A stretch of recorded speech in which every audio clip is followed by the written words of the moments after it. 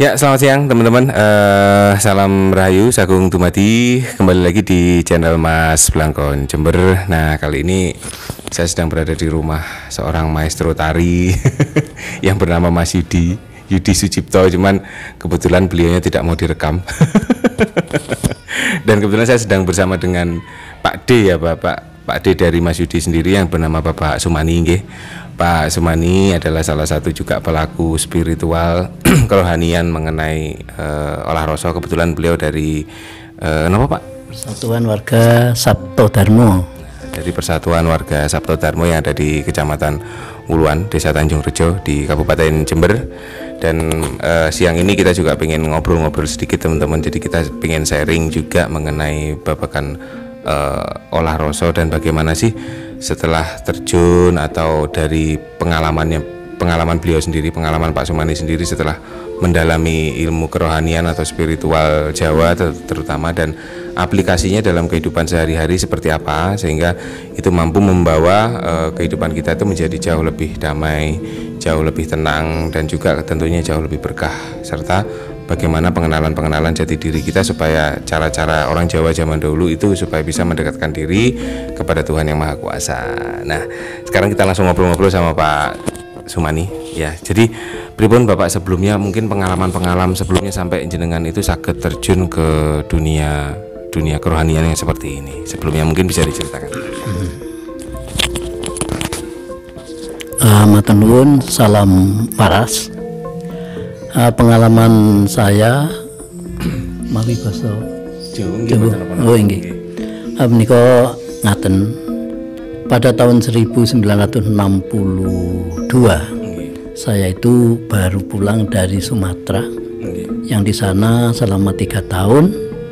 Kemudian dari keluarga saya itu ada adik saya yang sakit, yaitu terkena penyakit malaria tropika. Nah itu. Kemudian sesampainya di rumah itu ada kawan yang sudah terjun di dalam bidang kerohanian Sabto Darmo ini, yang namanya adalah Harman Abdi Utomo. Itu mengajak tuntunan kerohanian Sabto Darmo yang ada di Pontang Ambulu yang bernama Bapak Untung. Nah, beliau diantarkan itu karena Pak Harman itu juga kawan sekolah dari SMP. Kemudian cara pengobatannya oleh Pak Untung itu, adik saya itu di Sabdo waras begitu namungan. Lalu niku kok langsung sakit tilem, ngoten deh. Itu dikasih air apa mboten? Mboten. Jadi tanpa perantara apapun. Nah, nggih, jadi mungkin ya ada istilahnya itu ning dulu. Nyebut asmu 3, kemudian di Sabdo waras begitu. Akhirnya tertidur adik saya itu. Dengan kawanan ingkang kados ngaten menika kula menapa nggih menghayati. Artinya itu kok mayarmen wong biasanya dalu itu 1 malam mboten saged tidur. Nggih namung mubeng-mubeng ngomong dan sebagainya ngaten menika. Lho itu kok mudah sekali begitu.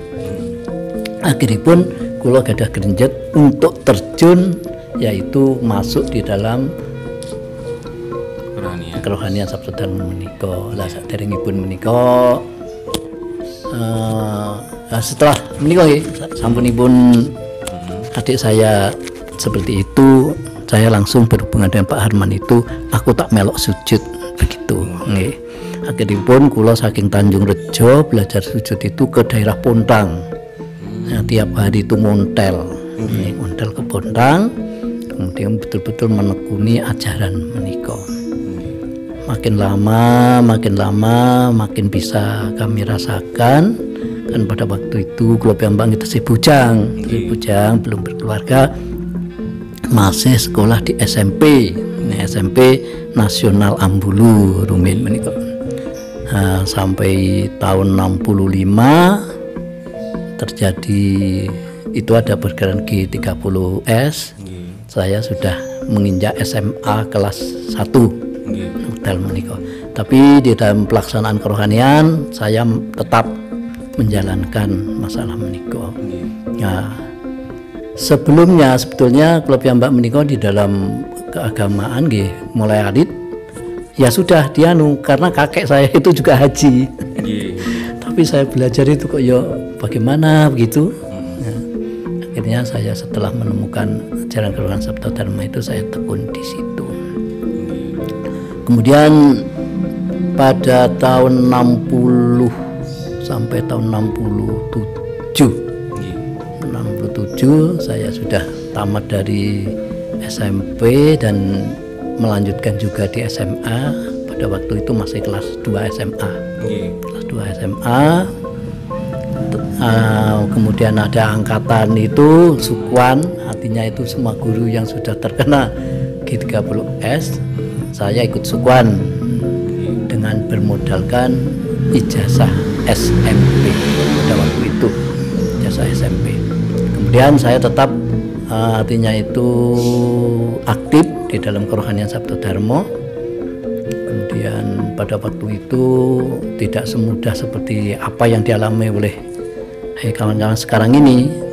Rumin sujud itu saja masih nyolong-nyolong dik, artinya itu delik-delikan, belum terbuka itu, masih di sanggar ya belum ada.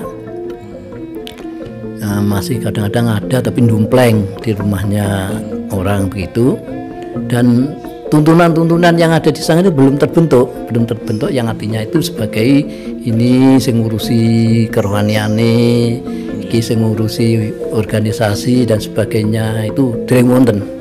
Yang sifatnya ya masih sapa sing gelem begitu itu bisa artinya itu melaksanakan kumpul-kumpul seperti itu.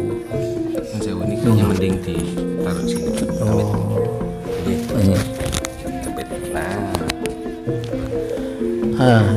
Kelanjutan daripada artinya di dalam saya menghayati kepercayaan terhadap Tuhan Yang Maha Esa lewat kelompok utawi persatuan warga Sabto Dharma itu memang bertujuan untuk menenangkan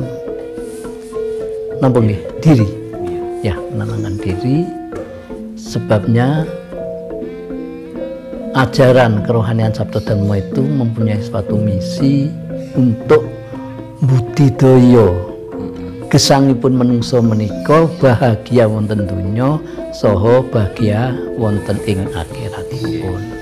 Ini misi dan visinya itu mungkin seperti itu, sehingga para warga itu berupaya untuk kedamaian, terutama adalah kedamaian pribadi. Sebab menapa meyakini dan percaya bahwa Allah yang Maha Kuasa itu ya menciptakan manusia itu sebetulnya untuk berbahagia, untuk berbahagia baik itu di dunia maupun di akhirat nanti.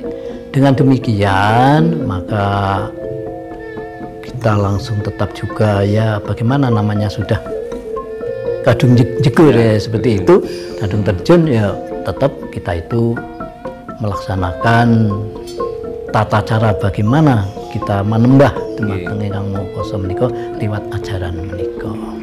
Ya sebagian saking orang-orang yang awam yang tidak mengerti apa yang menjadi tujuannya, kadang-kadang itu dipermasalahkan. Sujud kok madhep ngetan. Nah, sujud kok madhep ngetan. Mungkin ada maknanya. Inggih wonten. Maknanipun menika ngaten.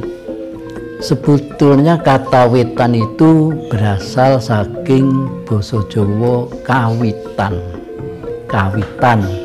Kawitane utawa wiwitane enek donya lan sak isine.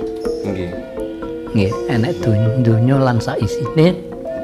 Itu yang cerah yang menciptakan adalah Tuhan Yang Maha Esa. Jadi bukan madhep nitan ki nyembah srengenge menika mboten, tapi madhep nitan ngelingi wiwitane. Mengingatkan selain dari Tuhan Yang Maha Esa, kita mengingatkan bahwa diri kita itu adalah berasal dari Bapa dan Biyung. Jadi ada leluhur yang yang jelas adanya manusia kan itu deh. Dari adanya Allah mungkin memberikan nur atau rasa kepada kita, sinar dan sebagainya, dan juga pelantaran Bapa dan Ibu. Ini jelas ampun. Nah kemudian wonten malih kita, yaitu karena hidup kita itu terdiri dari rohani dan jasmani. Yang mana jasmani itu adalah berasal dari sari-sari makanan, sari-sari dari bumi. Iya. Nah, ini termasuk sari-sari ini bumi pramila nggih dipun anu menapa menika di dalam menika mangke wonten gambaranipun simbol pribadi itu dinyatakan hasil daripada sari-sari ini bumi itu karena juga menghidupi daripada kita gesang menika. Itu berarti mengenai asal mula kehidupan. Nah, asal mula kehidupan.